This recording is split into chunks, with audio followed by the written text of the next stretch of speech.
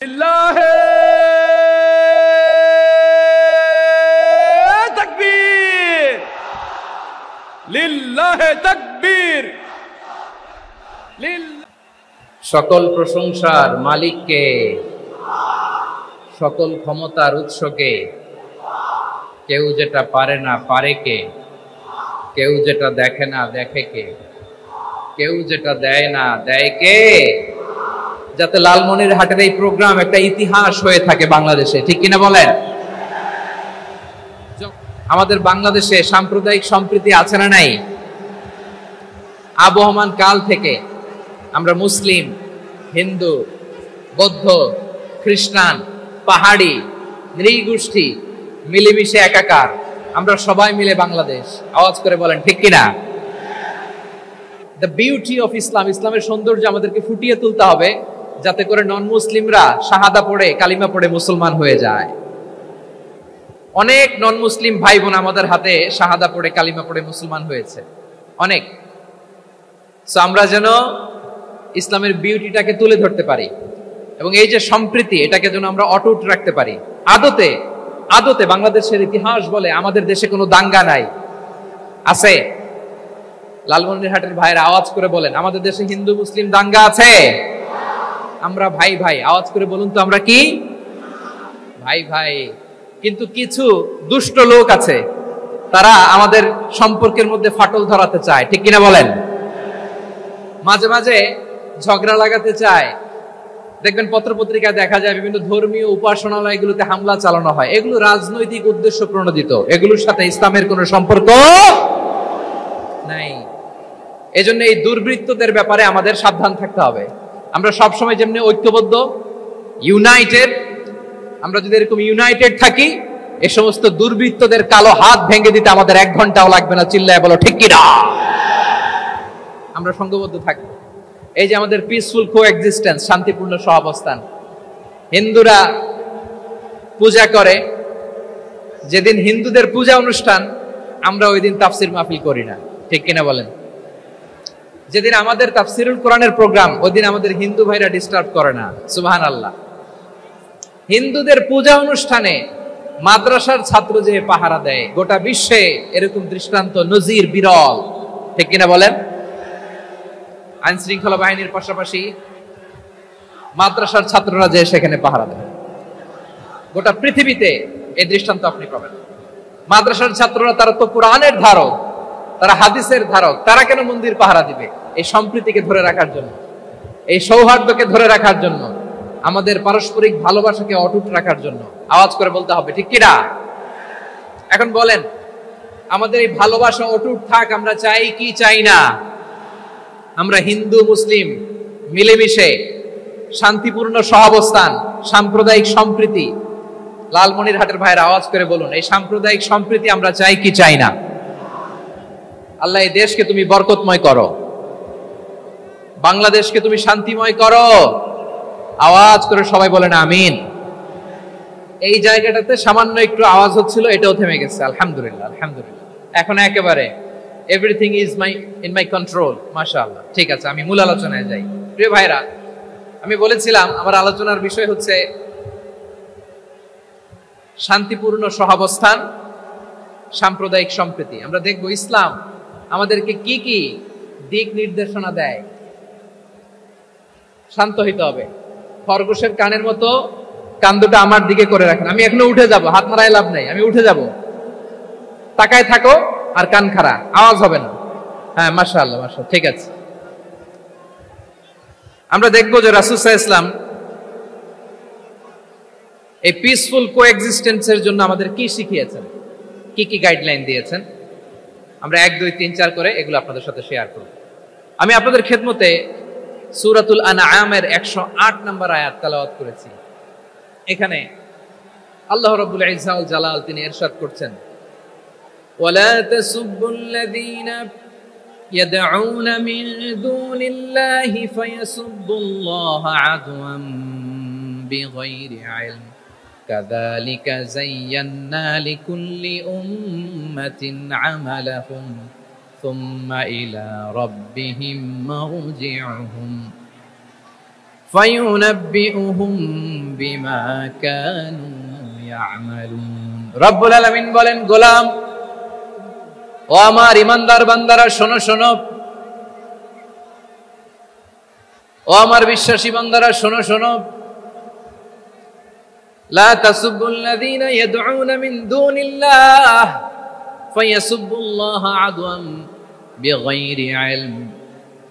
ও আমার বিশ্বাসী বান্দারা, যারা আল্লাহকে ব্যতি রেখে, আল্লাহকে বাদ দিয়ে অন্য উপাস্যকে ডাকে, দেবীর পূজা করে, দেবতাদের পূজা করে, তোমরা খবরদার তাদের গালি দিও না। আওয়াজ করে বলেন, কি দিও না? আল্লাহ বলেন, ও বিশ্বাসীরা শোনো, যারা আল্লাহকে ব্যতি রেখে দেব দেবীর পূজা করে, অন্য উপাস্যের পূজা করে, তাদেরকে ডাকে, ওই দেবতাদেরকে তোমরা গালি দিও না। যদি ওই দেবতাদেরকে গালি দাও, তাহলে ভুলবশত, শত্রুতাবশত তারা তোমাদের রব আল্লাহকে গালি দেবে, ঠিক কিনা? তোমরা যদি তাদের দেবতাদের গালি দাও, ওরা রেগে তোমার আল্লাহরে গালি দিবে, তাহলে আল্লাহরে গালি খাওয়ানোর কারণ হয়ে গেলাম আমি, ঠিক কিনা বলেন? রব্বুল আলামিন বলেন, খবরদার বিশ্বাসীরা, আল্লাহ ছাড়া যারা অন্যান্য উপাস্যদেরকে ডাকে, দেবতাদেরকে ডাকে, তাদেরকে তোমরা গালি দিও না। ওই সমস্ত দেবতাদেরকে যদি তোমরা গালি দাও, তাহলে তারা আল্লাহকে গালি দিবে, ঠিক কিনা বলেন? আমরা দেবতাদের গালি দিলে ওরা আল্লাহকে গালি দিবে। রব্বুল আলামিন বলেন, খবরদার দেবতাদেরকে গালি দিও না, তাহলে ওরা তোমার রব আল্লাহরে গালি দেবে। প্রতিটি জাতির জন্য তাদের কাজকে আমি আল্লাহ সুশোভিত করে রেখেছি, তারা সবাই একদিন আমার কাছেই ফিরে আসবে। এরপর আমি রব্বুল আলামিন তাদের আমলনামা তাদেরকে জানিয়ে দেব। সুবহানাল্লাহ পড়েন। প্রিয় ভাইরা, আল্লাহ তাআলা বলেছেন, খবরদার গালি দিও না। আদেশটা কার? আওয়াজ করে বলেন তো। হিন্দুদের দেবতা দেবদেবীদেরকে গালি দেওয়া যাবে না। আওয়াজ করে বলুন প্রিয় ভাইরা, এই আদেশটা কার? এই আপনাদের গলার আওয়াজ। অন্য ধর্মের দেবতাদেরকে যে গালি দেওয়া যাবে না, এই আদেশটা কার?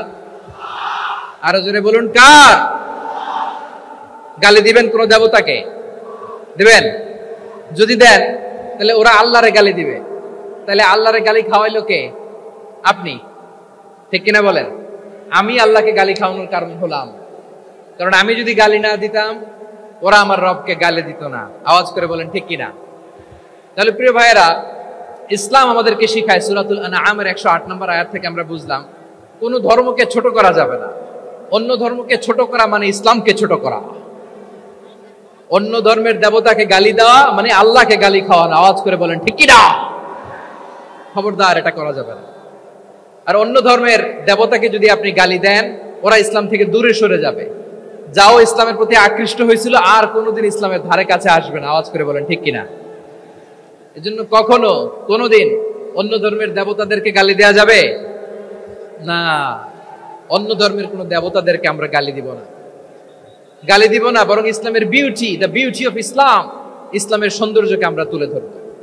আমরা যদি বিশ্বনবী সাল্লাল্লাহু আলাইহি ওয়াসাল্লামের জীবনের দিকে তাকাই, তাহলে আমি দেখব বিষ্ণু ইসলাম মক্কাতে কিংবা মদিনাতে অন্য ধর্মের লোকদের সাথে খুব পিসফুলি লাইফ লিড করেছেন।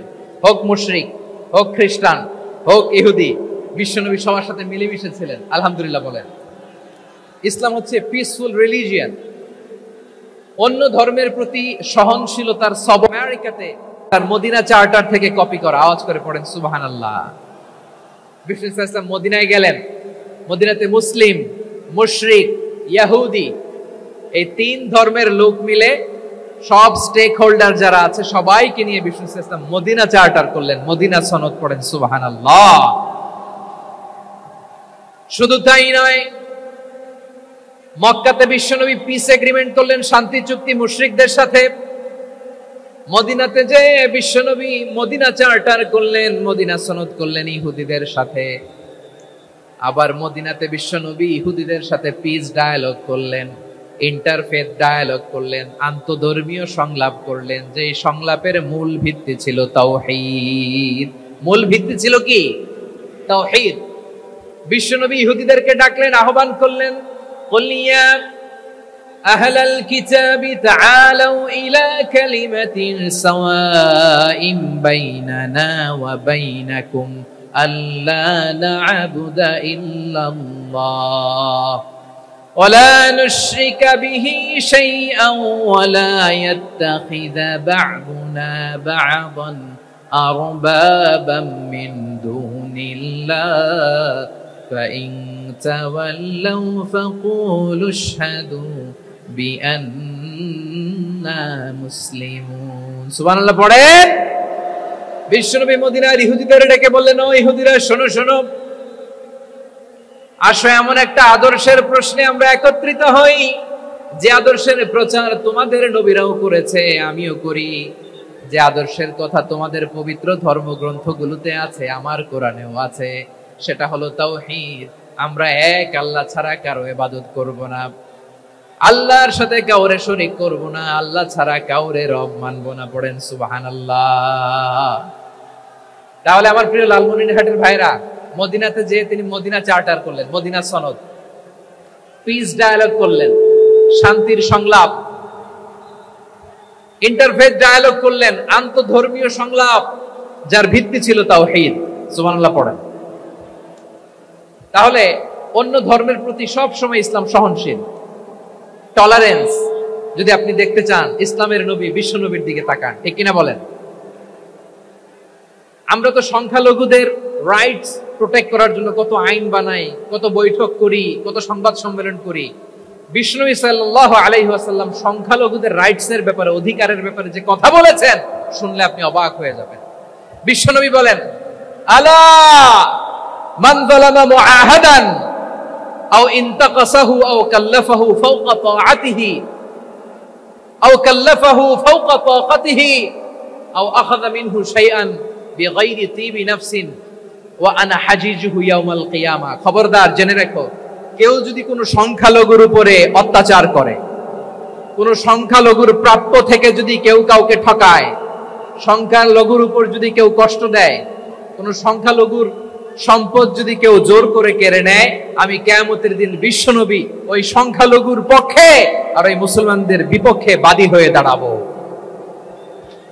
সুবহানাল্লাহ বলতে পারলেন না আল্লাহু আকবার আপনি নামাজি আপনি মুসল্লি আপনি হাজী সাহেব তাহাজ্জুদ পড়তে পড়তে কপালে দাগ ফেলে দিবেন আপনার প্রতিবেশী হিন্দু ভাবছেন আমার তো পাওয়ার আছে ওর জমিটা দখল করি বিশ্বনবী বলেন কিয়ামতের দিন ওই হিন্দুর পক্ষে তোর বিরুদ্ধে আমি বাদী হয়ে দাঁড়াবো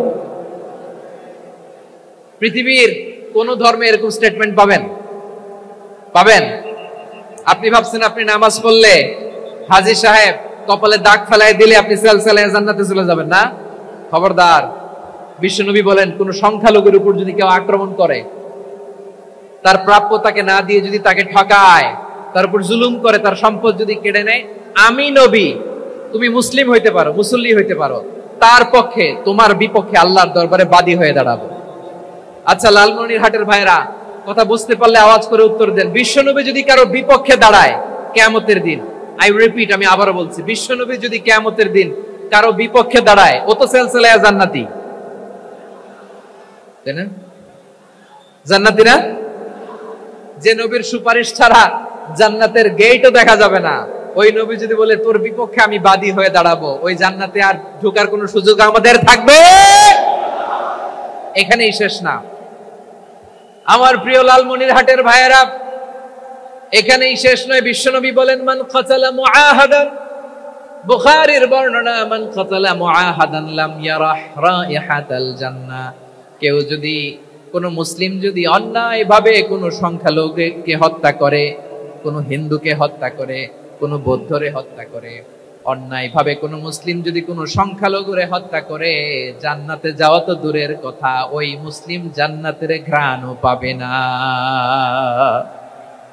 সেই বুখারীর বর্ণনা মান খাতালা মুআহাদান লাম ইয়ারাহ রাইহাতাল জান্নাহ ওয়া ইন্না রিহাহা লা ইউজাদু মিন মাসিরাতি 40 আমা যে জান্নাতের ঘ্রাণ 40 বছর দূরের রাস্তা থেকেই পাওয়া যায় সুবহানাল্লাহ পড়েন প্রিয় ভাইরা এখান থেকে জান্নাতে পৌঁছতে লাগবে 40 বছর এত দূর কত বছর সবাই বলেন কত বছর এখান থেকে জান্নাতে পৌঁছতে লাগবে 40 বছর। এত দূরে থাকতেই জান্নাতের ঘ্রাণ আপনার নাকে এসে ধাক্কা মারবে।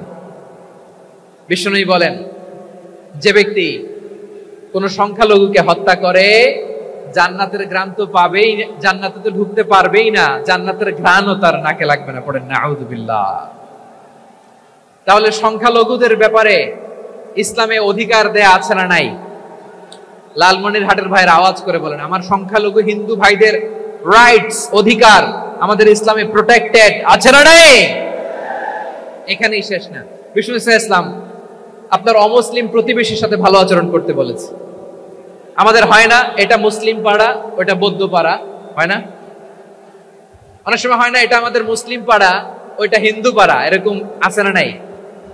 লালমনিরহাটে নাই না? আছে? হিন্দু যদি আপনার প্রতিবেশী হয় কি করবেন? ওরে কষ্ট দিবেন নাকি? কেন? ও তো হিন্দু, ও তো আমার আল্লাহরে ডাকে না, ওরে কষ্ট দিলে জায়েজ হবে না? খবরদার। বিষ্ণু ইসলাম বলেন, মান কানা ইউমিনু বিল্লাহ ওয়াল ইয়াউমিল আখির ফালিউকরিম জারাহ, যে আল্লাহ বিশ্বাস করে আর আখিরাতে বিশ্বাস করে সেজন্য প্রতিবেশীর সাথে ভালো আচরণ করে। সুবহানাল্লাহ। কলিজা জুড়ায় যায় না আমার নবীর কথাগুলো শুনলে? যে আল্লাহ বিশ্বাস করে, যে আখিরাতে বিশ্বাস করে সেজন্য প্রতিবেশীর সাথে ভালো আচরণ করে। এখানে বলছে মুসলিম প্রতিবেশী, বলছে নামাজি প্রতিবেশী, বলছে আল্লাহওয়ালা প্রতিবেশী, বলছে না। প্রতিবেশী আস্তিক হোক নাস্তিক হোক, প্রতিবেশী মুমিন হোক মুশরিক হোক, প্রতিবেশী হইলেই তার সাথে ভালো আচরণের দরকার আছে না নাই? আমার প্রিয় লালমনিরহাটের ভাইয়েরা, বিষ্ণু ইসলাম ওনার ইহুদি প্রতিবেশীদের দেখাশোনা করতেন। আওয়াজ না শোনা যাক, আমারও তো দেখা যায়, আমারও তো দেখা যায়। তাকায় থাকেন, তাকায় থাকলে সওয়াব হবে। কোরআনের কথা যেখান থেকে হয় এদিকে তাকায় থাকলেই বরকত। তাকায় থাকেন। জি জি, মাইক, আমি তো আর মাইক ঠিক করতে আসি না এদিকে, এই মাইক ঠিক করব ওই মাইক ঠিক করব, ওদিকে পাইলট বলবে হুজুর চলে আসেন। জি বসুন বসুন, মাশাআল্লাহ। হ্যাঁ খুব শান্ত, ঠিক আছে। পুলিশ ভাইরা না খেয়ে দিনরাত আপনারা যাতে সুশৃঙ্খল একটা প্রোগ্রাম উপহার পান এটাই চেষ্টা করতেছে, আপনাদেরকে কষ্ট দিতে আসে নাই, একটু একটু সহযোগিতা করেন। জি মাশাআল্লাহ, হ্যাঁ ঠিক আছে। আমার প্রিয় ভাইরা, প্রতিবেশী আস্তিক হোক নাস্তিক হোক, মুসলিম হোক হিন্দু হোক, তার সাথে ভালো আচরণ করতে হবে। বিষ্ণু ইসলাম ওনার ইহুদি প্রতিবেশীর বাসায় যেতেন। কোন প্রতিবেশী? ইহুদি। আওয়াজ করে বলেন, কোন প্রতিবেশী? ইহুদি। এক ইহুদি কিশোর বিষ্ণু ইসলামের খেদমত করতে, ইহুদি ছেলে আমার নবীর খেদমত করতো, তারা ছিল নবীর প্রতিবেশী। তো অনেকদিন হয় ইহুদি ছেলেটা আসে না। বিষ্ণুনবী খোঁজ দিলেন, ঘটনা কি? একটা ইহুদি ছেলে না আমার খেদমতে আসতো, ছেলেটা কই? খোঁজ নিয়ে জানলেন ছেলেটা অসুস্থ। বিষ্ণু ইসলাম ওই ইহুদির বাড়িতে চলে গেলেন ওই ছেলেটাকে দেখা করার জন্য, ভিজিট করার জন্য। সুবহানাল্লাহ পড়বেন না? গেলেন, যে দেখে ইহুদি ছেলেটা মুমূর্ষ, জান জান যায় যায় ভাব, বিছানায় পড়ে আছে, তার বাবা দাঁড়ানো। বিশ্বনবী তার মাথার পাশে বসলেন, মাথায় হাত বুলিয়ে দিলেন, আর ছেলেটাকে বললেন আসলিম, হে ইহুদি ছেলে আসলিম, ইসলাম ধর্ম গ্রহণ করো।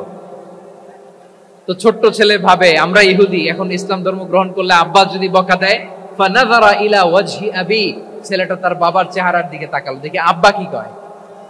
আব্বা যদি বলে তাইলে ইসলাম ধর্ম গ্রহণ করবে। ইহুদি ছেলেটা তার বাবার দিকে যখন তাকালো, ওর বাবা বলে আতি আবুল কাসিম, আবুল কাসিম যা বলে তাই করো। আবুল কাসিম হচ্ছে বিষ্ণু ইসলামের একটা কুনিয়াত, উপনাম। আমার রাসূলের বড় ছেলের নাম ছিল কাসেম। যেমন দেখবেন আমাদের এলাকায় কারো ছেলের বড় ছেলের নাম যদি হয় আব্দুল্লাহ, এরা আব্দুল্লাহর বাপ বলে ডাকে। কারো বড় মেয়ের নাম যদি হয় ফাতেমা, এরা কি ডাকে? ফাতেমার বাপ বলে না? তো বিষ্ণু ইসলামের বড় ছেলের নাম ছিল কাসেম। ইহুদি বাবা বলল আতি আবুল কাসেম, আবুল কাসেম যা বলে তাই শোনো, মানে মোহাম্মদ যা বলে তাই শোনো। এই কথা শুনে ছেলে সাহস পাইছে, ছেলে আবার পড়তে আরম্ভ করলো আশহাদু আল্লা ইলাহা ইল্লাল্লাহ ওয়া আশহাদু আন্না মুহাম্মাদার রাসূলুল্লাহ। পড়েন আল্লাহু আকবার।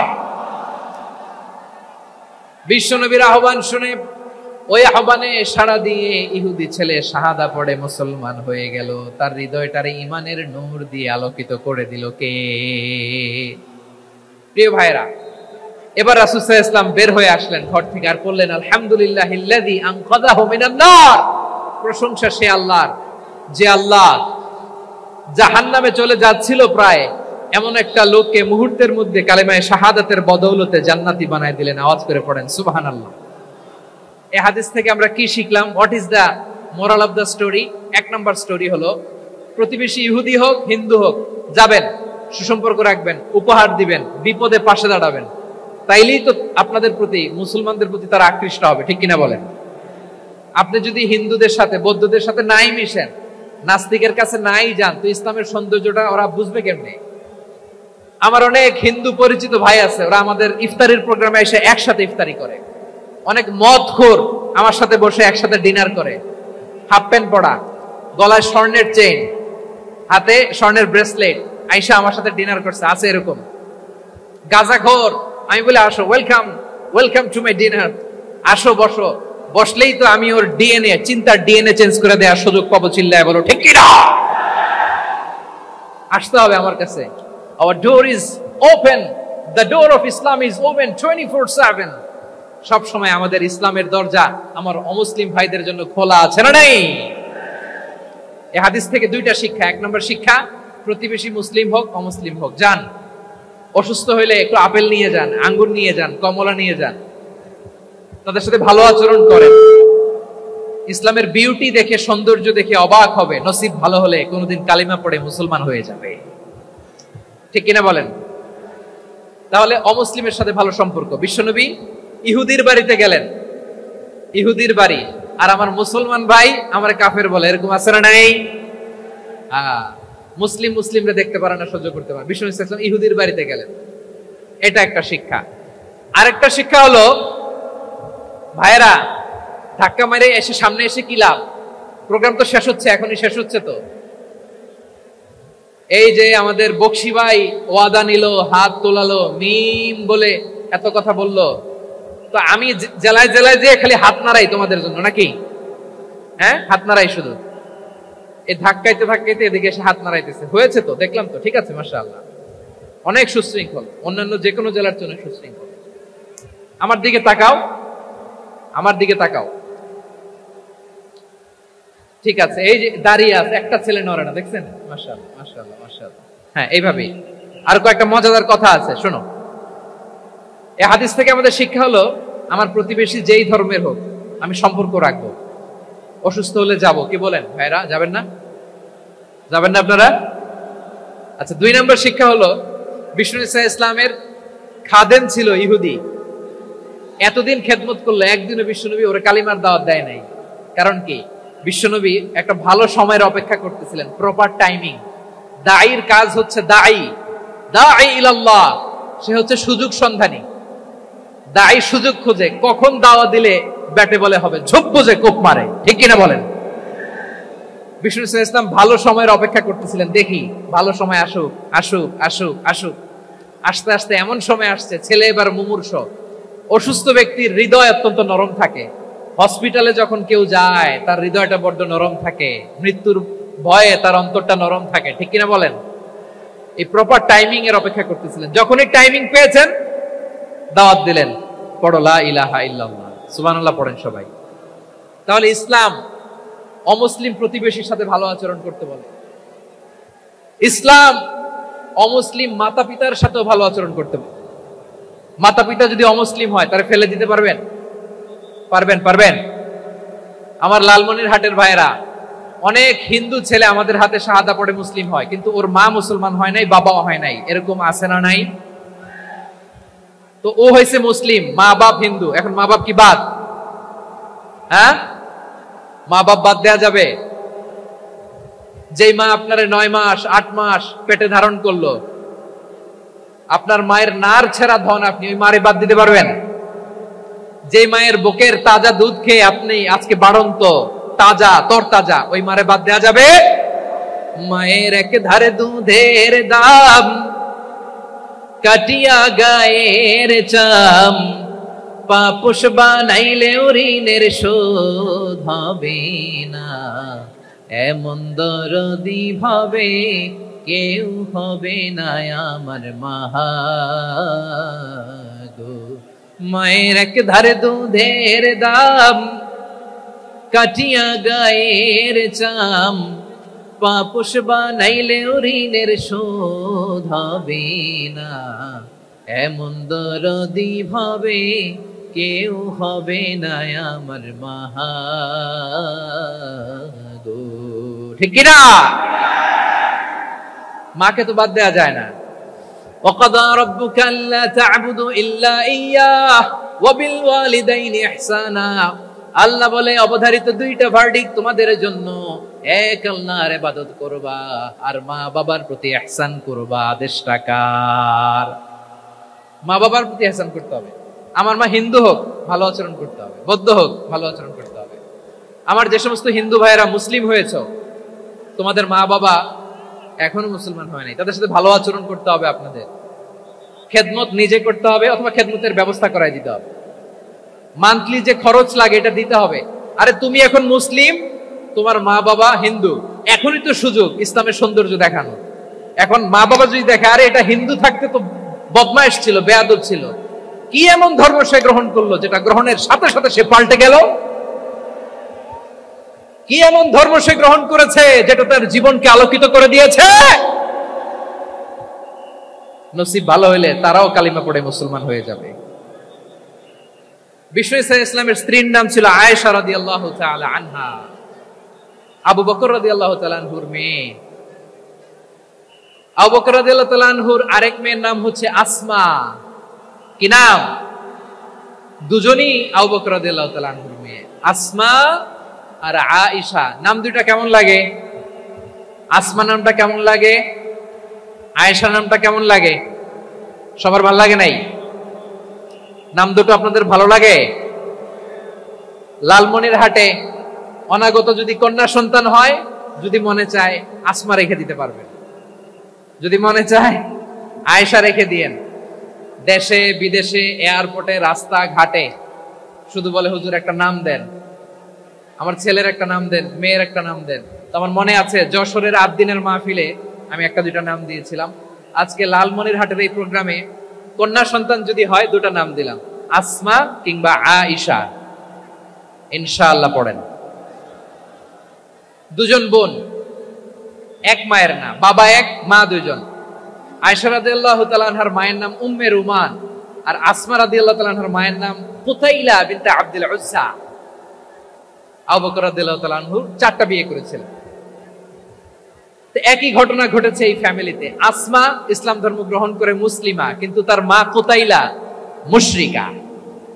আই রিপিট, বোঝার জন্য আমি আবারও বলি, আসমা রাদিয়াল্লাহু তাআলা আনহা মুসলিমা, আর আসমার মা কুতাইলা, আওয়াজ করে বুঝে থাকলে বলেন, আসমার মা মুশরিকা। তার মানে মেয়ে মুসলিম, মা অমুসলিম। ভেজাল আছে না নাই? কিন্তু কুতাইলা আর ধৈর্য ধারণ করতে পারে না। নার ছেড়া ধন, কলিজার টুকরা ধন, কলিজার টুকরা সন্তান। আসমারে দেখতে বড্ড মন চায়।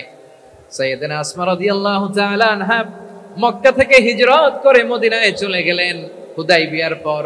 যখন মক্কা মদিনার ট্রাফিক স্বাভাবিক হলো, মক্কার লোক মদিনায় যায়, মদিনার লোক মক্কায় আসে। কুতাইলা কলিজার টুকরা সন্তান আসমারে দেখার জন্য কিছু উপহার নিয়ে বিশাল মরুপথ পাড়ি দিয়ে মক্কা থেকে মদিনায় যায়। সুবহানাল্লাহ বলেন। এখন মা আসছে মেয়ের সাথে দেখা করতে, মেয়ে তো আর দেখা দেয় না। মেয়ে ভাবছে আমার মা তো মুশরিকা, অপবিত্রা, তার সাথে কি দেখা দেয়া যাবে? বিশ্ব নবীর দরবারে চলে গেলেন। সুবহানাল্লাহ বলেন। কি সৌভাগ্যবান ছিল তারা, মাসলা জানার দরকার হলেই নবীর দরবারে চলে যেত। ঘরে বউয়ের সাথে ঝগড়া হলে নবীর দরবারে চলে যেত। অনেক সাহাবী বলে আমার পেটে ক্ষুধা লাগলো আমি নবীর কাছে চলে যেতাম, কারণ নবীর চেহারার দিকে তাকালেই আমার পেটের ক্ষুধা মিটে যেত। সাইয়েদানা আসমা রাদিয়াল্লাহু তাআলা আনহা বিশ্ব নবীর কাছে চলে গেলেন, যে বললেন ইয়া রাসূলুল্লাহ ইয়া হাবিবাল্লাহ ইন্না উম্মি কাদিমাতুন ইলাইয়া ওয়া হিয়া রাগিবা। আমার মা মক্কা থেকে অনেক দূর মরুর পথ পাড়ি দিয়ে উপহার সামগ্রী নিয়ে মদিনায় আমার সাথে দেখা করতে এসেছে গো নবী। আমার জানতে বড্ড ইচ্ছে হয় আমি আমার মুশরিকা মায়ের সাথে একটু দেখা করতে পারবো কিনা। আফা আসিলুহা, আগে যেমনি আমি আমার মায়ের সাথে ভালো আচরণ করতাম, যেমনি আমি আমার মায়ের সাথে সদাচরণ করতাম গো নবী, এখন আমি মুসলিমা, মা মুশরিকা, এখনো কি আগের মতো সদাচরণ করতে পারবো নাকি? বিশ্বনবী বললেন, নাম সিলিহা, হ্যাঁ রে আসমা, অবশ্যই অবশ্যই, আগে ঠিক যেমন তুমি তোমার মায়ের সাথে ভালো আচরণ করতে, এখনো তেমনি আগের মতো ভালো আচরণ করবা। আওয়াজ করে পড়েন সুবহানাল্লাহ। কি ইসলাম আমরা পেয়েছি! কত ব্রড মাইন্ডেড আমাদের ইসলাম, কত ওপেন মাইন্ডেড ইসলাম, কত ওপেন আপ করতে পারে, চিন্তা করতে পারেন? বিষ্ণু বললেন, হ্যাঁ অবশ্যই, নাম সুলিহা, আগে যেমনি ভালো আচরণ করছো আসমা, এখন ওইরকমই করো, পারলে আরো বাড়ায় করো। সুবহানাল্লাহ বলেন। তাহলে আমার যে হিন্দু ভাইরা, হিন্দু বোনেরা, ইমানের বদৌলতে দৌলতে আপনি ধন্য হয়েছেন, আপনার আম্মা আব্বা এখনো মুসলমান হয় নাই, তাদের জন্য দোয়া করেন, তাদের জন্য দোয়া করেন, আল্লাহ যেন তাদেরকেও ইমানের দৌলত দান করে। আমরা সবাই পড়ি আমিন, আরো জোরে পড়েন আমিন। ন্যারো মাইন্ডেড রিলিজিয়ান না ব্রড মাইন্ডেড? লালমনিরহাটের যুবক ভাইরা আওয়াজ করো, ইসলাম কি ন্যারো মাইন্ডেড না ব্রড মাইন্ডেড? কতটা ব্রড মাইন্ডেড দেখেন। বিশ্বনবী সাল্লাল্লাহু আলাইহি সাল্লাম অমুসলিমরা যদি নবীকে উপহার দিত, ওই উপহারও বিশ্বনবী গ্রহণ করতেন। সুবহানাল্লাহ পড়েন। আপনার অমুসলিম বন্ধু যদি উপহার দেয়, সেটাও আপনি নিতে পারবেন, যেটা নেওয়া জায়েজ। কিন্তু আপনার বন্ধু যদি আপনার মদের বোতল দেয়, নিতে পারবেন? হ্যাঁ, মদের বোতল দিলে পারবেন। আপনার বন্ধু যদি আপনার পর্ক দেয়, পর্ক, শুকরের গোশত মিশ্রিত কোনো খাবার, ওটা নিতে পারবেন না। হালাল যে কোনো জিনিস নিতে পারবেন। বিশ্বনবী সাল্লাল্লাহু আলাইহি ওয়াসাল্লাম অমুসলিমদের দেয়া হাদিয়া গ্রহণ করতেন। কেমন নবী ছিলেন! আমার নবীরে চিনে নেন, আমার নবীর অ্যাটিটিউড জেনে নেন। বিশ্বনবী সাল্লাল্লাহু আলাইহি ওয়াসাল্লাম যখন কোনো জনপদে যেতেন, 3টা অপশন নিয়ে যেতেন। প্রিয় ভাইয়েরা, আওয়াজ করে বলতে হবে, কোন জনপদে গেলে আমার নবীর অপশন থাকতো কয়টা? আমার মতো 3 আঙ্গুল উঁচু করে দেখান আর বলুন, আমার নবী কোন জনপদে গেলে কয়টা অপশন নিয়ে যেতেন? 1 নম্বর অপশন, আসলিম তাসলাম। নতুন এলাকায় গেলে বলতেন আসলিম তাসলাম, ইসলাম ধর্ম গ্রহণ করো, শান্তিতে থাকবা, আমার ভাই হয়ে যাবো, আমরা ভাই ভাই, ইসলাম মানো, আমরা ভাই ভাই। অপশন নাম্বার কত? 1। যদি বলে না ইসলাম মানবো না, ওকে, অপশন নাম্বার 2, মুসলিম হওয়ার দরকার নাই, লা ইকরাহা ফিদ্দিন, ইসলামে কোনো বাড়াবাড়ি নাই। খ্রিস্টান আছো থাকো, বৌদ্ধ আছো থাকো, ইহুদি থাকতে চাও থাকো, কিন্তু আমরা যেহেতু রিজিওনাল সুপার পাওয়ার, আমাদের আন্ডারে থাকো, ট্যাক্স দিয়া থাকো, এটার বলে জিজিয়া। আলেম যারা আছেন বুঝবেন, এটার আরবিতে কি বলে? জিজিয়া। You pay us the tax, we will give you the security. তোমরা ট্যাক্স দিবা, আমরা সিকিউরিটি দিব, আমাদের আওতায় থাকবা, কেউ তোমাদেরকে আক্রমণ করতে পারবে না, আমরা নিরাপত্তা দিব। সুবহানাল্লাহ বলেন। এটা অপশন নাম্বার কত? আচ্ছা, বুঝে থাকলে বলেন, 1 নম্বর অপশন কি ছিল? ইসলাম। ইসলাম মানো, শান্তিতে থাকবা, ভাই ভাই, আমরা ভাই ভাই। অপশন নাম্বার 2, ট্যাক্স দাও, আমরা নিরাপত্তা দিব, মুসলিম হওয়া লাগবে না। এখন 1 নম্বরও মানে না, 2 নম্বরও মানে না, মুসলিম হবো না, ভালো, খ্রিস্টান থাকো, ট্যাক্স দাও, আমরা সিকিউরিটি দিব না, এটাও মানি না। বিষ্ণু বলেন, তাহলে তলোয়ার আমাদের আর তোমাদের মাঝে ফয়সালা করবে। মুসলিমও হবো না, ট্যাক্স দিবা, নিরাপত্তা দিব, আমরা সুপার পাওয়ার, আমাদের আন্ডারে থাকবে, এটাও না। তাহলে তোমাদেরকে তো আমরা বিশ্বাস করতে পারি না, কখন না কখন বিশ্বাসঘাতকতা করো, কার সাথে মিলে হাত মিলাও, তলোয়ার আমাদের মাঝে ফয়সালা করবে। তখন তিনি জিহাদের সশস্ত্র সংগ্রামের ঘোষণা দিতেন। সুবহানাল্লাহ পড়েন। দেখেন, পশ্চিমারা জেহাদকে এইভাবে চিত্রায়িত করে না। ওরা জেহাদ বলতে বুঝায় তলোয়ার, হাত কাটো, গলা কাটো, না। জেহাদ সশস্ত্র সংগ্রাম 3 নম্বরে। অধিকাংশ ক্ষেত্রেই বিশ্বনবীর সুন্দর আচরণ দেখে, আরে আমার নবীর যে নুরানি চেহারা, অনেকে তো কেবল সিরেফ চেহারাটা দেখেই কালিমা পড়ে মুসলমান হয়ে গিয়েছে। যারা মুসলিম হয় নাই, তারা তাদের ইসলামেই বলবৎ ছিল, ট্যাক্স দিয়ে ইসলামের আন্ডারে ছিল।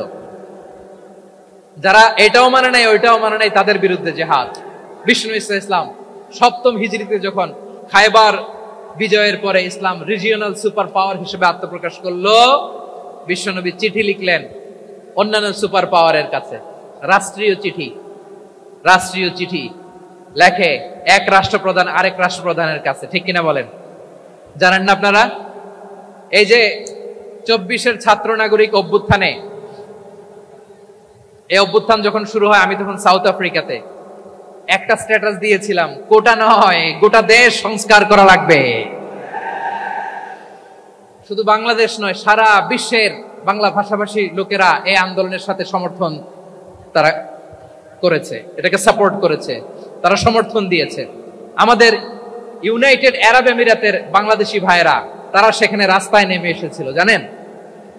ওইখানে ডেমনস্ট্রেশন করা যায় না, সেখানকার সরকার তাদেরকে যাবজ্জীবন দিয়েছিল। তখন আমাদের এই যে প্রধান উপদেষ্টা ডক্টর মোহাম্মদ ইউনূস সরাসরি G2G বলে, এটারে G2G, government to government, G2G, উনি চিঠি লিখলেন যে তাদেরকে, ইউর হাইনেস, হে সম্মানিত আমির, আপনি আমার এই চিঠির কারণে আমার সম্মানে এই 53 জন বাংলাদেশিকে মাফ করে দেন। এই চিঠির বদৌলতে বেকসুর খালাস পেয়ে গিয়েছিল আমাদের ভাইরা, জানেন না এই ঘটনা আপনারা? তাহলে গভর্নমেন্ট টু গভর্নমেন্ট চিঠি দেওয়া হয়। সপ্তম হিজরিতে বিষ্ণু ইসলাম সব সুপার পাওয়ারের কাছে চিঠি দিলেন, রোমান সম্রাটের কাছে, পারস্য অধিপতির কাছে, মিশরের অধিপতির কাছে, সবার কাছে চিঠি লিখলেন। চিঠির ভাষা ছিল এরকম, মিন মুহাম্মাদিন রাসূলিল্লাহ ইলা মুকাওকিস আযীমিল কিবত, মুহাম্মদ রাসূলুল্লাহর পক্ষ থেকে মিশরের বাদশার কাছে, আসলিম তাসলাম, ইসলাম মানো শান্তিতে থাকবা, সালামুন আলা মান ইত্তাবাআল হুদা, শান্তি তার জন্য যে হেদায়েতের অনুসরণ করে। সুবহানাল্লাহ পড়েন। এই চিঠি অনেকে ভালোভাবে রিসিভ করেছে, অনেকে এই চিঠি পাওয়ার পরে নবীর কাছে আবার ইন রিটার্ন উপহার পাঠিয়েছে। কি পাঠিয়েছে? উপহার। মিশরের বাদশাহ মুকাওকিস তিনি বিশ্বনবীকে বিশাল এক উপহারের ডালি পাঠিয়েছেন। মিশরের বাদশাহ মুকাওকিস ছিলেন ধর্মে খ্রিস্টান। লালমনিরহাটের ভাইয়েরা আওয়াজ করে বলেন, মিশরের বাদশাহ ধর্মে কি ছিল? খ্রিস্টান। কি উপহার দিয়েছিল আমার নবীকে? শুনতে মনে চায়? আওয়াজ নাই লালমনিরহাটের গলায়, শুনতে মনে চায়? 1000 স্বর্ণ মুদ্রা, 1000 স্বর্ণ মুদ্রা। 2টা খ্রিস্টান দাসী, একজনের নাম মারিয়া বিনতে শামউন আল কিবতিয়া, আরেকজনের নাম সিরিন বিনতে শামউন আল কিবতিয়া। একজন খ্রিস্টান দাস 20 থান কাপড় জামা বানানোর জন্য, আমরা নবী যেন সেলাই করে জামা বানাতে পারে এজন্য 20 থান কাপড়, 20 থান ফাইন গার্মেন্ট, সুবহানাল্লাহ পড়বেন না? এরপরে একটা গাধা যেটার নাম ছিল উফাইর, আর একটা খচ্চর, এটার নাম ছিল দুলদুল। খচ্চর চিনেন?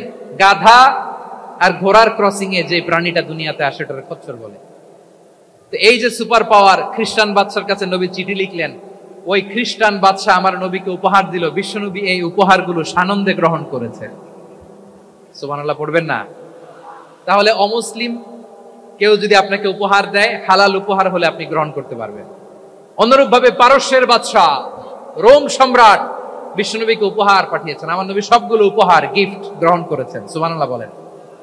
তাহলে প্রিয় লালমনিরহাট আওয়াজ করে বলুন, ইসলাম কি ন্যারো মাইন্ডেড রিলিজিয়ন না ব্রড মাইন্ডেড?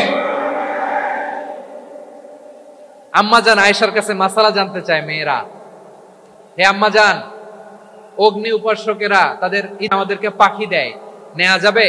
উনি বললেন, ওরা জবাই করে দিলে নেওয়া যাবে না, কিন্তু ওরা যদি ফলমূল এরকম খাবার দেয় এগুলো নেওয়া যাবে। তার মানে অমুসলিমদের দেয়া উপহার এটা গ্রহণ করা যায়। সুবহানাল্লাহ বলেন। শুধু তাই নয়, বিষ্ণু ঈসা ইসলাম অমুসলিমদের সাথে আর্থিক লেনদেনও করেছেন, ফিনান্সিয়াল ডিলিং করেছেন। অমুসলিমদের সাথে প্রয়োজনে আপনি ফিনান্সিয়াল ডিলিং করতে পারবেন। আমরা প্রায় দেখি বাজারের মিষ্টির দোকানগুলো আমার হিন্দু ভাইদের। লালমনিরহাটে মিষ্টির দোকান, দইয়ের দোকান কারা চালায়? হিন্দুরা চালায় না? তারপরে যে বারবার শপ, চুল কাটে যে নাপিত, অধিকাংশ নাপিতের দোকানে কারা? আমার হিন্দু ভাইরা। আপনি চুল কাটতে পারবেন কিনা? পারবেন কিনা বলেন? পারবেন। তার দোকান থেকে দই মিষ্টি কিনতে পারবেন কিনা? হ্যাঁ, আমার মুসলিম ভাইয়ের দোকান থাকলে ওইটার আমি বেশি প্রায়োরিটি দিব, ঠিক কিনা? কিন্তু যদি তাদের সার্ভিস নিতে চান, প্রোডাক্ট নিতে চান, পারবেন। তার দলিল সহিহ বুখারী, আম্মা জান আয়েশা রাদিয়াল্লাহু তাআলা আনহা বলেন, ইশতারা রাসূলুল্লাহ সাল্লাল্লাহু আলাইহি ওয়াসাল্লাম মিন ইয়াহুদিন তুআমান ওয়া রাহানাহু দিরআহু মিন হাদিদ। রাসূল সাল্লাল্লাহু আলাইহি ওয়াসাল্লাম এক ইহুদির কাছ থেকে, কার কাছ থেকে? সবাই বলে নাই, কার কাছ থেকে? আমার নবী, পেয়ারা নবী এক ইহুদির কাছ থেকে জব কিনেছিল। জব, বার্লি, যেটা দিয়ে রুটি বানায়। ওই জবের দাম দেওয়া টাকা পয়সা নবীর কাছে ছিল না, ফলে নবী ওনার একটা পোশাককে মর্গেজ রেখেছিলেন, মর্গেজ, বন্ধক, যে এখন এটার দাম দিতে পারবো না, কয়েক কেজি বার্লি নিয়ে যাই আর বন্ধক হিসেবে আমার জামাটা রেখে গেলাম, যেই দিন দাম দিব ওই দিন জামাটা ছুটাই নিয়ে যাব। সুবহানাল্লাহ পড়বেন না? বাকিতে নিছিলেন, বাকিতে। দিরআহু মিন হাদিদ, লোহার তৈরি বর্ম, মানে যুদ্ধের পোশাক, লোহা দিয়ে বানানো। বিষ্ণুনবী বললেন, কয়েক কেজি জব দাও, টাকাটা পরে দিব, এখন টাকা নাই, বন্ধক হিসেবে, মর্গেজ হিসেবে আমার জামা রেখে গেলাম, যখন টাকা দিব জামা ছুটায় নিব। আওয়াজ করে বলতে হবে সুবহানাল্লাহ। এ থেকে বোঝা গেল অমুসলিমদের সাথে ফিনান্সিয়াল ডিলিং করা যায়, অর্থনৈতিক লেনদেন করা যায়, কেনাবেচা করা যায়, প্রোডাক্ট কেনা যায়। এমনকি আমাদের মসজিদে নববীতে বারান্দায় আপনারা একটা অটোমেটিক ফ্লাইং আমব্রেলা দেখছেন? সূর্য যখন বাড়ে মসজিদে নববীর বারান্দায় ইয়ার্ডের মধ্যে অটোমেটিক্যালি কিছু আমব্রেলা আছে, সাঁ করে খুলে যায়, আর সূর্যের তাপ লাগে না। আবার সন্ধ্যাবেলায় এই আমব্রেলা গুলো ওরা ক্লোজ করে ফেলে, দেখেন নাই না? দেখছেন? এই মসজিদে নববীকে সর্বোচ্চ উন্নত মানের কনস্ট্রাকশন ইনফ্রাস্ট্রাকচারে ডেভেলপ করার জন্য কর্তৃপক্ষ কিছু অমুসলিম ইঞ্জিনিয়ারের, ডিজাইনারের সহায়তা নিয়েছিল। সুবহানাল্লাহ বলেন। কোন দলিলের ভিত্তিতে? এই দলিলের ভিত্তিতে যে বিষ্ণু ঈসা ইসলাম অমুসলিমদের সাথেও লেনদেন করেছেন। আওয়াজ করে বলতে হবে আল্লাহু আকবার। শুধু তাই নয়, ইন কেস অফ ইমার্জেন্সি, প্রয়োজনে ইসলামের খাতিরে, ইসলামকে সামনের দিকে এগিয়ে নিয়ে যাওয়ার জন্য অমুসলিমদের সাপোর্ট নেওয়া জায়েজ আছে। সুবহানাল্লাহ বলেন। অমুসলিমদের সাপোর্ট নেয়া, তাদের থেকে অর্থ নেয়া, পলিটিক্যাল সাপোর্ট, পলিটিক্যাল অ্যাসাইলাম নেওয়া জায়েজ আছে। আমাদের অনেক বিশ্ববরেণ্য দায়ীরা আমেরিকায় অস্থায়ীভাবে অ্যাসাইলাম নিয়ে থাকে, নিজের দেশে গেলে ফাঁসিতে ঝুলাই দিবে। যুগ যুগ ধরে দায়ীদের উপর এরকম অত্যাচার আর নির্যাতন আছে না নাই? মিশরের অনেক দায়ীরা পাশ্চাত্যে যেয়ে থাকে। এই যে তারা পলিটিক্যাল অ্যাসাইলাম নিয়ে থাকে, রাজনৈতিক আশ্রয়, এটা জায়েজ আছে না?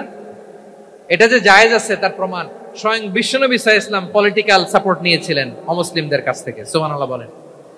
খুব মজাদার একটা ঘটনা, শুনবেন? আপনাদের আগ্রহ দেখে তো মনে হয় না শোনার ইচ্ছা আছে। আছে? আছে? গলায় জোর আছে? লিল্লাহি তাকবীর, লিল্লাহি তাকবীর, নারে তাকবীর।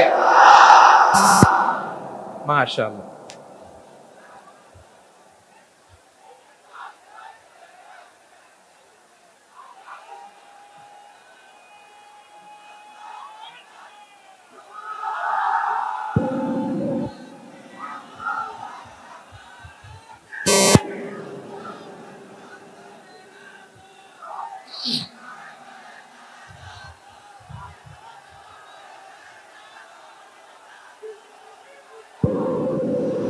মাশাআল্লাহ, মাশাআল্লাহ।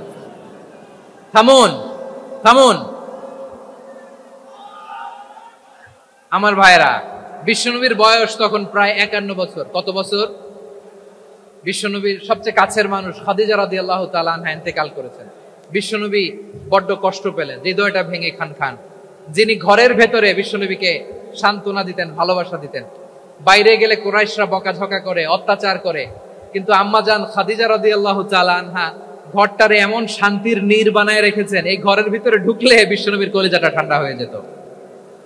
এজন্য রব্বুল আলামিন বলেন, খাদিজা, ও আমার বান্দি খাদিজা, জান্নাতে এমন স্পেশাল একটা ঘর আমি তোমার জন্য রেডি করে রেখেছি। ওই ঘরের মধ্যে কোনো আওয়াজ নাই, ওই ঘরের মধ্যে কোনো নয়েজ নাই, ওই ঘরে কোনো বিশৃঙ্খলা নাই।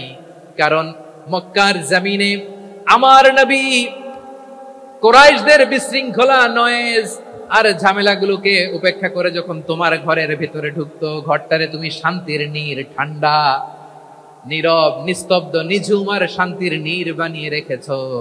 এজন্য জান্নাতে স্পেশাল একটা শান্তির নীর আমি তোমারে উপহার দেব। ওই প্রিয়তমা স্ত্রী খাদিজা ইন্তেকাল করলেন, বিশ্বনবীর হৃদয় ভেঙে খান খান। আবার ওনার চাচা আবু তালেব ইন্তেকাল করলেন, যিনি পলিটিক্যাল শেল্টার দিতেন নবীকে। কে দিতেন? আবু তালেবের ভয়ে, বিশ্বনবীর এই চাচার ভয়ে কোন মুশরিক নবীর গায়ে হাত দেওয়ার সাহস পায় নাই। এখন স্ত্রীও নাই, চাচাও নাই, নবীকে আশ্রয় দেওয়ার কেউ নাই। নবীর চারদিকে অন্ধকার, নবী এখন কই যাবেন? আমার পেয়ারা নবী নতুন স্টেশন খুঁজতেছেন, নতুন দাওয়াতি প্ল্যাটফর্ম খুঁজতেছেন। তিনি যায়েদ বিন হারেসা রাদিয়াল্লাহু তাআলা আনহুকে নিয়ে মক্কার পাশের একটা নেইবরিং সিটি তায়েফে চলে গেলেন। কোথায় চলে গেলেন? লালমনিরহাটের ভাইয়ের আওয়াজ করে বলেন, কোথায় গেলেন? তায়েফে চলে গেলেন দিনের দাওয়াত দেওয়ার জন্য। কি দেওয়ার জন্য? নাকি জমি কিনতে গেছিলেন? জমি কিনতে, দুনিয়ার যশ খ্যাতির জন্য, নিজের কোনো লাভের জন্য? তায়েফবাসীদেরকে জাহান্নামের আগুন থেকে বাঁচানোর জন্য। আওয়াজ করে বলতে হবে, ঠিক কিনা? বিশ্বনবী বিশাল মরুপথ, পাহাড়ি পথ পাড়ি দিয়ে তায়েফের মরুজমিনে গেলেন কোরআনের দাওয়াত নিয়ে, ইমানের দাওয়াত নিয়ে। কিন্তু তায়েফের লোকেরা বিশ্বনবীর দাওয়াতকে শুধু প্রত্যাখ্যান করেই থামে নাই, তারা বিশ্বনবীর সাথে অত্যন্ত খারাপ আচরণ করেছে। বিশ্বনবীকে শারীরিকভাবে হেনস্থা করেছে, আমার নবীকে শারীরিকভাবে অত্যাচার করেছে, আমার পেয়ারা নবীর গায়ে পাথর মেরেছে, বিশ্বনবীর গা বেয়ে ঝরঝর করে রক্ত ঝরেছে, নবী জামিনের মধ্যে লুটিয়ে পড়েছেন, আবার মেরেছে। আবার নবী হাঁটতে শুরু করলেন, পেছন থেকে আবার মেরেছে। আবার নবী রক্তাক্ত হয়ে জামিনের মধ্যে লুটিয়ে পড়লেন, আবার মেরেছে। বিশ্বনবীর মতো এত সুস্ত্রী মানব, বিশ্বনবীর মতো এত শুভ্র মানব, বিশ্বনবীর মতো এমন চমৎকার দেহাবয়ব দিয়ে রব্বুল আলামিন কাউকে বানান নাই। এরকম চমৎকার মানুষটাকে তারা তায়েফের ওই জমিনে রক্তাক্ত করেছে। বিশ্বনবী দুনিয়ার কোনো স্বার্থের জন্য সেখানে যান নাই, নিজের কোনো লাভের জন্য, প্রাপ্তির জন্য যান নাই, তায়েফবাসীদের জাহান্নামের আগুন থেকে বাঁচাতে গিয়েছেন। ঠিক কিনা বলেন? খেয়ে না খেয়ে দিন প্রচারের কাজে নিজেকে দিয়েছ বিলিয়ে, তায়েফের কাফিরেরা চিনল না সে আলো, দুষ্ট ছেলেদের পিছু দিল লেলিয়ে। পাথরের আঘাতে ক্ষত বিক্ষত হয়ে সারা শরীর থেকে রক্ত ঝরে। হে রাসূল তোমাকে ভুলি আমি কেমন করে, হে রাসূল তোমাকে ভুলি আমি কেমন করে। পারেন না আপনারা? ধরুন আমার সাথে, হাজার ব্যথা বেদনার পরে ফিরে আসনি তুমি আপন ঘরে, দিনের আলো তুমি ছড়িয়ে দিতে চলে গেলে মদিনায় মক্কা ছেড়ে। হে রাসূল তোমাকে ভুলি আমি কেমন করে, হে রাসূল তোমাকে ভুলি আমি কেমন করে। ঠিক কিনা বলে? প্রিয় ভাইরা, তায়েফের ছেলেরা নবীকে রক্তাক্ত করলো। আমার নবী কই যাবে? কই যাবে? মক্কায় জায়গা নাই, তায়েফে জায়গা নাই। তায়েফ থেকে ভারাক্রান্ত মন নিয়ে আমার নবী মক্কায় ফিরে আসলেন। বিশ্ব নবী মক্কায় ঢুকতে পারেন না। মক্কার মরুভূমির দিকে তাকিয়ে, উপত্যকার দিকে তাকিয়ে বিশ্বনবী ধা ধা করে কাঁদেন, ঝরঝর করে। নবীর চেহারা মোবারক থেকে চোখের পানিগুলো বেয়ে বেয়ে পড়ে। আমার জন্মস্থান, আমার শৈশব, কৈশোর, যৌবন কেটেছে এই মক্কায়, আমার এলাকায় আমি ঢুকতে পারি না। বিশ্বনবী মক্কার অনতি দূরে দাঁড়িয়ে জায়েদকে পাঠালেন, জায়েদ যাও দেখো কেউ আমাকে সাপোর্ট করার মতো আছে কিনা, যাও অমুকের কাছে যাও। জায়েদ গেলেন, তারাও প্রত্যাখ্যান করে ফিরিয়ে দেয়। বিশ্বনবী বললেন যাও অমুক লোকের কাছে যাও, তিনিও প্রত্যাখ্যান করে ফিরিয়ে দিলেন। কেউ বিশ্বনবীকে আশ্রয় দিতে রাজি হয় না। নিজ জন্মভূমিতে বিতাড়িত বিশ্বনবী, সর্বশেষ বিশ্বনবী বললেন যাও মুতঈম ইবনে আদির ঘরে যাও। মুতঈম ইবনে আদি মুশরিক, তার কাছে যাও। গেলেন, মুতঈম ইবনে আদি রাজি হয়ে গেল। সুবহানাল্লাহ বলেন। দেখেন, অনেক বিপদের সময়ও আমি নিজে সাক্ষী, সামাজিকভাবে রাজনৈতিকভাবে কত ঝঞ্ঝা, কত ষড়যন্ত্র, কত কনস্পাইরেসি পারি দিয়ে আমাদেরকে সামনে এগিয়ে যেতে হয়। এই শত্রুদের ভেতরেও একজনকে দাঁড় করিয়ে দেয় যে আল্লাহর কোরআনের জন্য রেডি হয়ে যায়। পড়েন সুবহানাল্লাহ। মুতঈম ইবনে আদি, আল্লাহ তার মনকে নরম করে দিলেন। মুতঈম বলে, মুহাম্মদ আমি তোমাকে আশ্রয় দিব। তার দুই ছেলেকে পাঠালেন, যাও খোলা তলোয়ার নিয়ে, স্কট দিয়ে, গার্ড অফ অনার দিয়ে মুহাম্মদকে মক্কায় ঢুকাও আর বলো আমি আমান দেব। আমান কি দিব? আমান মানে সিকিউরিটি, নিরাপত্তা। সিকিউরিটি ছাড়া, আমান দেওয়া ছাড়া কেউ থাকতে পারতো না মক্কায়। দুই ছেলে বিষ্ণু ইসা ইসলামকে নিয়ে আসলো। নবী কাবার চারদিকে তাওয়াফ করলেন, নামাজ পড়লেন। আবু জাহেল, উতবা, শাইবা, ওয়ালিদ ইবনে মুগীরা সবাই দেখে, কেউ কিছু করতে পারে না। কারণ মুতঈম ইবনে আদি ঘোষণা দিয়েছেন, আমি মুহাম্মদকে আমান দিয়েছি, মুহাম্মদের গায়ে যেন কেউ স্পর্শ না করে। আওয়াজ করে পড়েন সুবহানাল্লাহ। নবীর এই বিপদকালে মুহূর্তে মুতঈমের হৃদয়টারে নরম করে দিল কে? আচ্ছা, লালমনিরহাটের ভাইয়েরা বলেন, এই মুতঈম কি মুসলিম ছিল না মুশরিক? সবাই বলতে হবে, মুসলিম না মুশরিক? তাহলে মুশরিকের কাছ থেকে নবী পলিটিক্যাল অ্যাসাইলাম, আধুনিক রাষ্ট্রবিজ্ঞানের ভাষায় পলিটিক্যাল অ্যাসাইলাম, যেটাকে বলে রাজনৈতিক আশ্রয়, উনার আমান বা নিরাপত্তার এই ঘোষণায় তিনি মক্কায় ঢুকলেন। যতদিন নিরাপত্তা ছিল ছিলেন। মুতঈম যখন মারা গেল, বিষ্ণু ইসলাম হিজরত করে মদিনায় চলে গেলেন। সুবহানাল্লাহ। কিন্তু মুতঈম যে বিশ্বনবীর উপকার করছে, এটা বিশ্বনবী ভুলে নাই।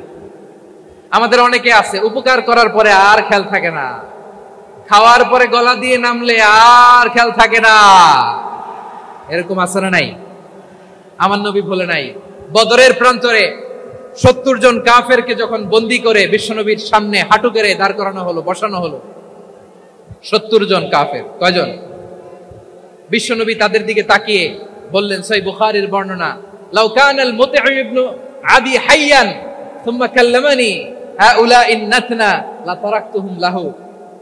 বদরের প্রান্তরে 70 জন বন্দী কাফিরের দিকে তাকিয়ে আমার নবী বললেন, আজকে মুতঈম ইবনে আদি যদি বেঁচে থাকতো আর তোমাদের 70 জনের ব্যাপারে যদি মুতঈম এক বাক্যে একটা সুপারিশ করত, তার সম্মানে আজকে তোদের সবাইকে আমি মাফ করে দিতাম। সুবহানাল্লাহ নাই? ওই যে চিল্লাচিল্লি যে কথা বোঝে নাই, কোন জিনিস মিস করছে ওরা নিজেরাও বোঝে নাই। বিশ্বনবী মুতঈমের এই সাহায্যের কথা বলে নাই। 70 জন মুশরিক হাঁটু গেড়ে বসা, নবী চাইলে এখনই এক্সিকিউশন অর্ডার দিতে পারে। তিনি বললেন, আজকে যদি মুতঈম বেঁচে থাকতো আর মুতঈম যদি তোদের জন্য সুপারিশ করতে, এই আবর্জনাগুলোর ব্যাপারে সুপারিশ করতে, আমি মুহূর্তেই তোদেরকে এমনি মাফ করে দিতাম। এবার বলেন, ইসলাম কি ন্যারো মাইন্ডেড না ব্রড মাইন্ডেড? শুধু তাই নয়, যাকে যে সম্মান দেয়ার আমার নবী দিতেন, হোক আস্তিক হোক নাস্তিক, হোক মুসলিম হোক অমুসলিম। বিষ্ণু ইসলাম যখন রোমান সম্রাটের কাছে চিঠি লিখেছেন, আমার প্রিয় লালমনিরহাটের ভাইরা, অল্প কয়েক মিনিট কয়েকটা জরুরি কথা বলবো। এদিকে তাকান, এদিকে তাকান। রোমান সম্রাটের কাছে বিশ্বনবী যখন চিঠি লিখলেন, মিন মুহাম্মদ রাসূলিল্লাহ ইলা হিরাকলা আযীমির রোম। মুহাম্মদের পক্ষ থেকে হিরাক্লিয়াসের কাছে, যিনি হচ্ছেন আযীমির রোম। এটা নবী নিজ থেকে বানায় লিখছেন, অতিরিক্ত সম্মান দিয়ে। কোন রাষ্ট্রপ্রধান যখন আসে, তাদেরকে আমরা কি বলি জানেন? তার নামের শেষে HE এটা লিখতে হয়। H.E. মানে হিজ এক্সেলেন্সি। কি লেখে? হিজ এক্সেলেন্সি, অথবা ইউর হাইনেস, ইউর ম্যাজেস্টি। দেখেন, বিশ্বনবী সাল্লাল্লাহু আলাইহি ওয়াসাল্লাম সব নবীদেরও নবী। তিনি একজন মুশরিক খ্রিস্টান সম্রাট, রোমান সম্রাটের কাছে চিঠি লিখতে যেয়ে লিখতেছে, ইলা হিরাকলা আযীমির রোম। হিরাক্লিয়াসের কাছে আমার চিঠি, যিনি রোমের আযীম, হিজ হাইনেস, মানে রোমের অনেক সম্মানিত এক বাহাদুর। আওয়াজ করে বলেন সুবহানাল্লাহ। তার মানে যাকে যে সম্মান দেয়ার, এটা বিশ্বনবী দিতেন। এমনকি যে ইহুদিরা ভালো ছিল, এই ইহুদিদেরও প্রশংসা করেছেন বিশ্বনবী মুহাম্মদুর রাসূলুল্লাহ সাল্লাল্লাহু আলাইহি ওয়াসাল্লাম। এক ইহুদির প্রশংসা করেছেন বিশ্বনবী। ইহুদির কার? আমি তো আমার ভাইয়ের প্রশংসা করি না, আমি তো এক আলেম আরেক আলেমরে স্পেস দেই না, আমি তো এক দায়ী আরেক দায়ীর সাথে বসতে চাই না। আমার নবী ইহুদির প্রশংসা করে। কার প্রশংসা? ওই ইহুদির নাম ছিল মুখাইরিক। সিরাত গ্রন্থ ঘাটলে পাবেন। তিনি বলেছেন মুখাইরিক খাইরু ইয়াহুদ, Mukhayriq is the best of the Jews. জুইশদের মধ্যে সে সবচেয়ে ভালো। কেন প্রশংসা করলেন তার? এর কারণ মদিনা চার্টারে কথা ছিল সব ধর্মের মুসলিম, মুশরিক, ইহুদিরা মিলে মদিনাকে রক্ষা করবে। কিন্তু তৃতীয় হিজরিতে যখন উহুদের যুদ্ধ শুরু হলো, সবার কথা ছিল যেই আক্রমণ করে আমরা মদিনাকে বাঁচাবো। কোন শহরকে বাঁচাবো? মদিনাকে। কিন্তু কুরাইশরা যখন অ্যাটাক করলো, ইহুদিরা আর আসে না, ইহুদিরা আর বেরোয় না। বিষ্ণু বললেন, ওহে ইহুদিরা, তোমরা না চুক্তি করলে আমার সাথে যে মদিনা বাঁচাতে সবাই ঝাঁপিয়ে পড়বো, আসো। একটা ইহুদিও বেরোয় না, কেউ আসে নাই সেদিন, একজন ছাড়া। তার নাম মুখাইরেক। তার নাম কি? মুখাইরেক বাহাদুরের মতো ঘোড়সাওয়ার হয়ে বেরিয়ে গেলেন এবং বললেন, গোটা ইহুদি সাম্রাজ্যের একজনও যদি না আসে, আমি মুখাইরেককে কেউ ঘরে আটকে রাখতে পারবে না। বেরিয়ে আসলেন, এসে বললেন, আমি মুহাম্মদের পক্ষে যুদ্ধ করব। আমি মারা গেলে আমার সম্পদ আমার উত্তরাধিকারীরা পাবে না, আমার সম্পদ তোমরা মুহাম্মদকে দিয়ে দিবা। সুবহানাল্লাহ বলেন। উহুদের ময়দানে 70 জন মুসলমান শহীদ হলো। এই ইহুদি সেও মুসলমানের পক্ষে যুদ্ধ করে নিহত হলো। সুবহানাল্লাহ বলেন। মুসলিমদের লাশ যখন নিয়ে আসা হলো, এই মুখাইরিকের লাশও নিয়ে আসা হলো। মুসলিমদের লাশের পাশে মুখাইরিকের লাশ দেখে বিশ্বনবী মুখাইরিকের প্রতি অনেক খুশি হলেন। আর বিশ্বনবী খুশি হয়ে বললেন, মুখাইরিক খায়রু ইয়াহুদ, মুখাইরিক যদিও তুমি ইহুদি, তারপরে তুমি সব ইহুদিদের মধ্যে সেরা ইহুদি। পড়েন সুবহানাল্লাহ। আমার নবী ইহুদিকেও সম্মান দিতে কার্পণ্য করে নাই। আওয়াজ করে বলেন আল্লাহু আকবার। প্রিয় ভাইরা, এবার সর্বশেষ আওয়াজ করে বলেন, ইসলাম কি ন্যারো মাইন্ডেড নাকি ব্রড মাইন্ডেড? সবাই বলেন, ন্যারো মাইন্ডেড না ব্রড মাইন্ডেড? এজন্য অমুসলিম হইলেই তারা আমাদের শত্রু নয়। শত্রু কারা? এই লালমনিরহাটের ভাইয়েরা শোনেন, শত্রু কারা? যে সমস্ত অমুসলিম আমাদেরকে নিশ্চিহ্ন করে দিতে চায়, যে সমস্ত অমুসলিম আমাদের ভূখণ্ড থেকে আমাদেরকে তাড়িয়ে দিতে চায়, যে সমস্ত অমুসলিম আমার ধর্ম নিয়ে তুচ্ছতাচ্ছিল্য করে চিল্লায় বলেন ঠিক কিনা, তারা আমাদের শত্রু। সাধারণ অমুসলিমরা আমার শত্রু নয়। এই যে হিন্দুরা থাকে, এরা আমার ভাই, খ্রিস্টানরা আমার ভাই, ইহুদিরা আমার ভাই। তারা দিনী ভাই নয়, তারা মায়ের পেটের ভাই নয়, তারা মানবিক দিক থেকে ভাই। ও মানুষ, আমিও মানুষ। ইসলাম মানুষকে সম্মান করে, চিল্লায় বলো ঠিক কিনা। যারা আমাদের অস্তিত্বকে নিশ্চিহ্ন করতে চায়, যারা আমাদের ভূখণ্ডকে দখল করতে চায়, যারা আমাদেরকে নিয়ে মকারি করে, ফান করে, টিটকারি করে, আমার ধর্ম নিয়ে খেলা করে, তাচ্ছিল্য করে, ওদের বিরুদ্ধে আমাদের জিহাদ। সাধারণ মুসলিম আমাদের শত্রু নয়। আপনি জানেন নিউ ইয়র্কে, আমি তো নিউ ইয়র্কে ছিলাম অনেকদিন, ওখানে ফিলিস্তিনিদের পক্ষে যখন আমরা মিছিল করেছি, অনেক ইহুদি আমাদের সাথে মিছিলে দাঁড়িয়েছে। কারণ ওরাও জানে এই ভূখণ্ড ফিলিস্তিনিদের ভূখণ্ড। আওয়াজ করে বলো লালমনিরহাট ঠিক কিনা। ইসরায়েলের রাজধানী খোদ তেল আবিবে অনেক ইহুদিরা বেঞ্জামিন নেতানিয়াহু তার বিরুদ্ধে মিছিল করেছে। তো তারা কি আমাদের শত্রু? না। অনেক খ্রিস্টান আমাদের সাথে, আমাদের স্বার্থ রক্ষায় আমাদের পাশে দাঁড়িয়েছে। খেয়াল রাখবেন, হিন্দু আর হিন্দুত্ববাদ এক নয়, ইহুদি ধর্ম আর জায়নিজম এক নয়। জায়নিজমের বিরুদ্ধে আমাদের সংগ্রাম, আমাদের জিহাদ, চিল্লায় বলেন ঠিক কিনা। এই যে ফিলিস্তিনের ভাইরা, তারা তাদের স্বাধীনতা সংগ্রামের জন্য লড়াই করছে, করে যাচ্ছে, আমরা এটাকে সমর্থন জানাই, চিল্লায় বলো ঠিক কিনা। কাশ্মীরের ভাইরা স্বাধীনতার জন্য সংগ্রাম করছে, আমরা সেই সংগ্রামকে সমর্থন জানাই, আওয়াজ করে বলো ঠিক কিনা। যারাই আমাদের ইসলামকে নিশ্চিহ্ন করতে চায়, তাদের বিরুদ্ধে আমাদের সংগ্রাম, আওয়াজ করে বলতে হবে ঠিক কিনা। ওই সমস্ত দুর্বৃত্তদের সাথে আমাদের কোনো সম্পর্ক নাই। আমরা যদি ঐক্যবদ্ধ থাকতে পারি, ওই দুর্বৃত্তরা চান্স পায় না। আমরা ঐক্যবদ্ধ থাকতে রাজি আছি। লালমনিরহাটের ভাইরা, আমরা ঐক্যবদ্ধ থাকলে ওই দুর্বৃত্তদের কালো হাত ভেঙে দিতে আমাদের সময় লাগবে না। তাদের কালো হাত ভেঙে দিতে রাজি আছো মুসলমান? কারা কারা রাজি? দু হাত তুলে দেখাও।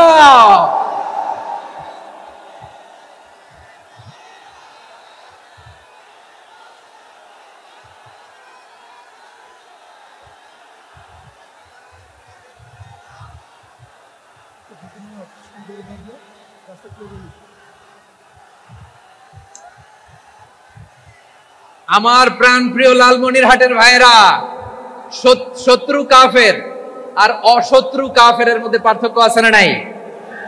আবু তালেবও মুশরিক, আবু জাহেলও মুশরিক, কিন্তু দুই মুশরিকে পার্থক্য আছে না নাই? আবু তালেব নবীর চাচা, মুশরিক, মারা গিয়েছে মুশরিক অবস্থায়, কিন্তু আজীবন আমার নবীকে আগলে রেখেছে, আমার নবীকে সাপোর্ট করেছে, ভালোবেসেছে। আবু জাহেলও মুশরিক, মারা গিয়েছে মুশরিক হিসেবে, আজীবন আমার নবীর বিরুদ্ধাচারণ করেছে। আবু জাহেলের শক্তি, সামর্থ্য, স্ট্র্যাটেজি, প্ল্যান সব আমার নবীর বিরুদ্ধে ছিল। আবু জাহেলের কারণে একটা দিন শান্তিতে আমার নবী মক্কায় ঘুমাতে পারে না। চিল্লায়া বলেন ঠিক কিনা? এজন্য রব্বুল আলামিন বলেন, লা ইয়ানহাকুমুল্লাহু আনিল্লাযীনা লাম ইউকাতিলুকুম ফিদ-দীনি ওয়া লাম ইখরিজুকুম মিন দিয়ারিকুম আন তাবাররুহুম ওয়া তুকসিতু ইলাইহিম ইন্নাল্লাহা ইউহিব্বুল মুকসিতিন।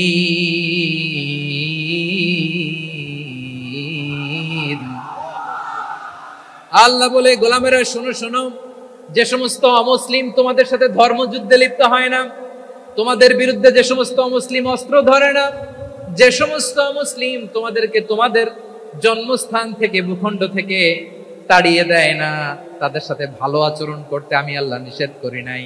তাদের সাথে সদাচরণে কোনো নিষেধাজ্ঞা নাই, বরং তাদের সাথে সদাচরণ করো, এটাই আমি আল্লাহ চাই।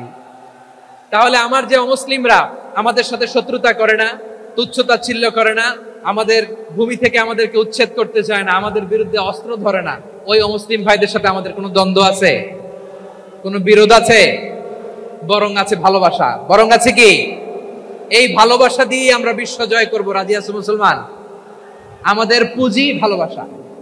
আমাদের পুঁজি কি? এবার আওয়াজ করে বলেন, আমার এই পুরো আলোচনা থেকে the religious coexistence, peaceful coexistence, শান্তিপূর্ণ সহাবস্থান, কমিউনাল হারমোনি, এই সাম্প্রদায়িক সম্প্রীতি, এই আলোচনা থেকে কি বুঝলেন? ইসলাম কি ন্যারো মাইন্ডেড না ব্রড মাইন্ডেড? এই ব্রড মাইন্ডেড হৃদয় নিয়ে, ভালোবাসা দিয়ে আমরা বিশ্ব জয় করতে চাই। রাজি আছেন? আল্লাহ কবুল করুক, আমরা সবাই পড়ি আমিন।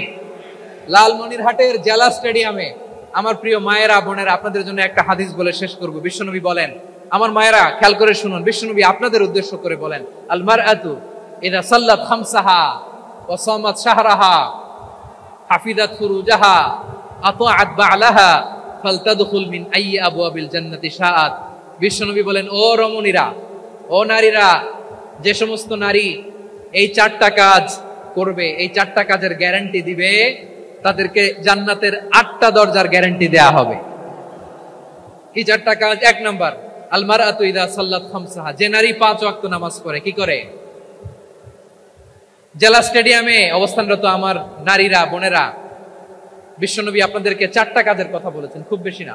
4টা করলে 8 জান্নাতের দরজা সব খোলা। কোনটা দিয়ে যাবেন? যেটা দিয়ে মনে চায়। 1 নাম্বার 5 ওয়াক্ত নামাজ। আমার বোনেরা জোহরের নামাজ পড়তে পড়তে এটা আসরে নিয়ে যায়, আসর পড়তে পড়তে এটা মাগরিবে নিয়ে যায়। এরকম আসরে নাই? লালমনিরহাটে হয়তো নাই। আমার বোনেরা এটা করবেন না। ইন্নাস সালাতা কানাত আলাল মুমিনিনা কিতাবাম মাওকুতা, সময় মতো পড়বেন। সামাত শাহরা, রমাদানের রোজাগুলো রাখবেন। হাফিজাত ফুরুজাহা, যে নারী তার চরিত্রকে হেফাজত করে, তার প্রাইভেট হেফাজত করে, তার লজ্জাস্থান হেফাজত করে। ও মায়েরা, আপনার এই গর্ভ যে কত দামি আপনি জানেন না। আপনার এই গর্ভ থেকে জন্মাবে আগামীর সালাহুদ্দিন আল আইয়ুবী। আপনার গর্ভ থেকেই জন্মাবে ইমাম আল মাহদি আল মুনতাজার। আপনার পেট থেকে জন্মাবে আবু সাইদের মতো বীর সৈনিক। আপনার পেট থেকে জন্মাবে মুগ্ধের মতো বীর মুজাহিদ। আপনি জানেন না কে আসবে আপনার পেট থেকে। সময়টাকে কাজে লাগান, ইসলামকে বোঝেন, মানেন, আমাদের ইসলামিক লেকচারগুলো শুনেন। আমরা যে বার্তাগুলো, ইনস্ট্রাকশনগুলো, দিক নির্দেশনাগুলো আপনাদের খেদমতে রাখি, এগুলো মেনে চলুন। আপনিই পারেন আপনার ঘরটাকে জান্নাতের টুকরা বানাতে। একটা family, it's a very big institution and you are the MD, the managing director of this institution. চিল্লায় বলেন ঠিক কিনা? চাইলেই পারেন ঘরটারে জান্নাতের টুকরা বানাতে। 5 ওয়াক্ত সালাত, রমাদানের রোজা, নিজের চরিত্রের হেফাজত, ও আতাআত বা'লাহা, স্বামীর আনুগত্য। এটাতে অনেকে ভুল করে থাকে। হায় রে আমার বোনেরা, স্বামীর আনুগত্যকে এটা নিজের অপমান মনে করবেন না। আপনার স্বামী আপনার সবচেয়ে বড় গার্ডিয়ান, তিনি আপনার সবচেয়ে ভালো চায়। নারী কখনো গার্ডিয়ানশিপের বাইরে থাকতে পারে না। হয় আপনি বাবার গার্ডিয়ানশিপের ভেতরে, বাপ না থাকলে ভাই আপনার গার্ডিয়ান, ভাই না থাকলে চাচা গার্ডিয়ান, বিয়ের পরে আপনার স্বামী আপনার গার্ডিয়ান। শরিয়া সম্মত স্বামীর আদেশগুলো আপনি মেনে চলবেন, কিন্তু শরিয়া বিরুদ্ধ কোনো আদেশ মানতে আপনি বাধ্য নয়। আওয়াজ করে বলুন সবাই, ঠিক কিনা? এই 4টা কাজ যদি কোন নারী করে, বিষ্ণুই বলেন জান্নাতের 8টা দরজা খোলা, তোমার যেটা দিয়ে মনে চায় সেটা দিয়ে জান্নাতে তুমি এন্ট্রি নিতে পারবা। আমরা এখানে লালমনিরহাটের সোহরাওয়ার্দী ময়দানে আজকে যেমন একত্রিত হতে পারলাম, আল্লাহর জান্নাতেও যেন একত্রিত হতে পারে। আল্লাহ তুমি তৌফিক দান করো। আল্লাহ আমার এই কলিজার টুকরা যুবক ভাইদেরকে তুমি ওমরে ফারুকের মতো কবুল করো। জেলা স্টেডিয়ামে অবস্থানরত আমার মা বোনদেরকে তুমি ফাতেমার মতো, খাদিজার মতো কবুল করো। আমাদের কলিজার টুকরা সন্তানদেরকে তুমি সালাউদ্দিন আল আইয়ুবীর মতো কবুল করো। এই যে ইসলামিক সোসাইটি লালমনিরহাটকে আল্লাহ তুমি কবুল করো। আল্লাহ যে কথাগুলো বললাম এগুলো প্রথমে আমাকে, আমার সব ভাইদেরকে আমল করার তৌফিক দান করো। রব্বানা যালামনা আনফুসানা ওয়া ইন লাম তাগফির লানা ওয়া তারহামনা লানাকুনান্না মিনাল খাসিরিন। রব্বানা আতিনা ফিদ দুনিয়া হাসানাতাও ওয়া ফিল আখিরাতি হাসানাতাও ওয়া কিনা আযাবান নার। রব্বুল আলামিন আরশের মালিক, লক্ষ লক্ষ তাওহীদি জনতা দুনিয়ার কোনো কিছুর আশায় নয়, দুনিয়ার কোনো কিছুর জন্য নয়, তোমার কোরআনের প্রেমে, ইসলামের প্রেমে হাজির হয়েছে। আল্লাহ আমার ভাইদেরকে কবুল আর মঞ্জুর করে দাও। ইসলামের জন্যই গণজোয়ার, এই উচ্ছ্বাস, এই এনার্জি শক্তিগুলোকে আগামীর ইসলামের জন্য কবুল আর মঞ্জুর করে নাও। গাড়িতে করে, হুন্ডায় চড়ে, সাইকেল দিয়ে, রেল লাইন দিয়ে, রেলে চড়ে চড়ে লক্ষ লক্ষ ভাইরা বিভিন্ন জেলা থেকে আজকের এই ঐতিহাসিক লালমনিরহাটের প্রোগ্রামে যারা জয়েন করলো, নিরাপদে তুমি আবার